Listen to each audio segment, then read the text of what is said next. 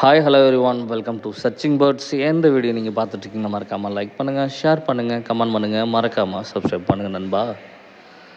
எல்லோரும் நல்லா இருக்கீங்களா? ஃபஸ்ட்டு ஸோ இன்றைக்கி நம்ம என்ன பார்க்க போகிறோம்னா 2 மேம்பாலங்களை பற்றி தான் பார்க்க போகிறோம். ஒன்று வந்து கருமாத்தூர் செக்கானம் இடையே வந்து ரயில்வே பாலம் கட்டிகிட்ருக்காங்க இல்லையா? ஸோ அந்த பாலத்தை தான் நீங்கள் இப்போ பார்த்துட்ருக்கிறது. இதுக்கப்புறம் அடுத்ததான் நம்ம தேனி ரயில்வே மேம்பாலம். இந்த ரெண்டையுமே ஒரே வீடியோவில் நம்ம கவர் பண்ணியிருக்கோம்.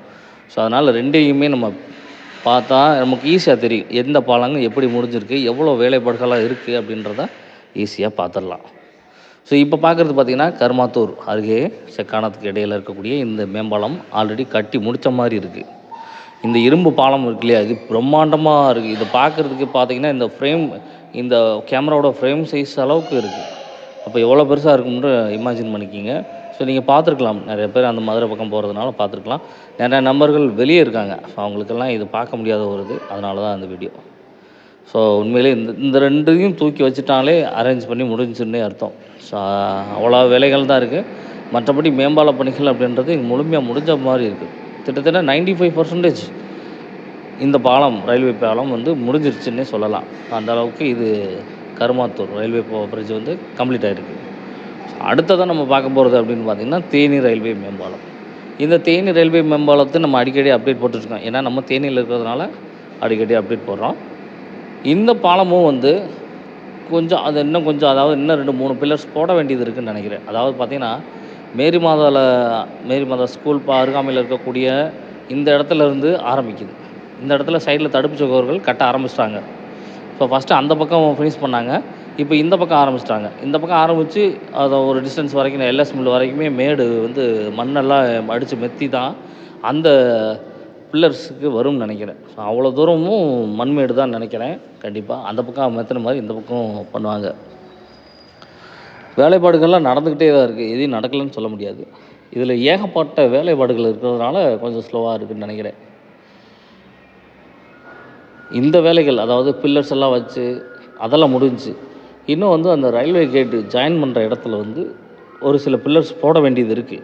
அப்படி போட்டால் மட்டும்தான் அந்த இடத்துல வந்து இது பண்ண முடியும். அதாவது எப்படி சொல்கிறது, மேம்பாலம், ஒரு இரும்பு மேம்பாலத்தை வைக்க முடியும். இதில் ஏகப்பட்ட பேருக்கு என்ன சந்தேகம்னா, ஒரு பெருத்த சந்தேகம். அதுக்கு வந்து நண்பர்கள் யாருக்காவது தெரிஞ்சால் மறக்காமல் நீங்கள் கமெண்ட் பாக்ஸில் கமெண்ட் பண்ணலாம். அதாவது பார்த்திங்கன்னா தேனி ரயில்வே மேம்பாலத்தை நீங்கள் பார்த்துருக்கலாம், அல்லது இப்போ நீங்கள் பார்க்கும்போது தெரியும். இந்த பக்கமும் அந்த பக்கம் வந்து ஒரு மேம்பாலம் ஏறுதுன்னா புதிய பேருந்து நிலையத்துக்கு எப்படி வாகனங்கள் போகும்? இல்லை புதிய பேருந்து நிலையத்திலிருந்து வரக்கூடிய வாகனங்கள் இந்த மேம்பாலம் வழியாக எப்படி ஏற முடியும்? ஏன்னா மேரி மாதா வரைக்கும் இறக்கம் இருக்கும். ஒன்று பஸ் எல்லாம் சுற்றி வந்து மேரி மாதா வழியாக மேலே ஏறி பழைய பேருந்து நிலையம் செல்லுமா, அல்லது வேறு ஏதாவது வழிகள் இருக்கா, இல்லை கீழே தான் போகுமா அப்படின்ற மாதிரி நிறைய கொஸ்டின் கேட்டாங்க. அதாவது அப்போ நான் என்னோடய தாட் என்னென்னா, கீழே வந்து கண்டிப்பாக வழி வர்றதுக்கு வாய்ப்பே கிடையாது. கீழே வந்து ஒரு ரயில்வே கேட்டு போடுற மாதிரி இருந்தால் அப்புறம் மேம்பாலமே தேவையில்லாத விஷயம். இந்த மேம்பாலம் போட்டதுனால கீழே இருக்கக்கூடிய அந்த ரயில்வே கேட்டுன்றது பெர்மனெண்ட்டாக க்ளோஸ் பண்ண தான் போவாங்க. ஸோ பெர்மனெண்ட்டாக க்ளோஸ் பண்ணால் தான் அது நல்லாயிருக்கும்.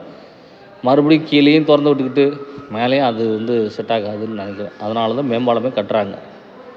ஸோ கண்டிப்பாக இதற்கான வழி ஏதாவது ஒன்று இருக்கும், இல்லை வேறு ஐடியாஸ் ஏதாவது வச்சுருப்பாங்க. ஸோ உங்களுக்கு வேறு ஐடியாக்கள் இருந்தால் கூட இது எப்படி அமையும்னு உங்களுக்கு தெரிஞ்சால் மறக்காமல் கமெண்ட் பாக்ஸில் கமெண்ட் பண்ணுங்கள். நம்மளில் மற்ற எல்லா நண்பர்களும் இது விஷயத்தை தெரிஞ்சுக்கிடுவாங்க. ஏன்னா இந்த கட்டுமான பணிகள்லாம் முடிஞ்சால் தான் இது எப்படி வந்து ஃபினிஷ் ஆகும்னே தெரியும். பட் அதுக்கு முன்னாடி ஒரு ஐடியா இருந்துச்சுன்னா மறக்காமல் கமெண்ட் பாக்ஸில் கமெண்ட் பண்ணி வைங்க நண்பா. வணக்கம் நண்பா. நம்ம சேனலை சப்ஸ்கிரைப் பண்ணிக்க வச்சுக்கோங்க. இதுதான் நம்மளோட சேனல் சர்ச்சிங் பேர்ட்ஸ். வணக்கம் நண்பா.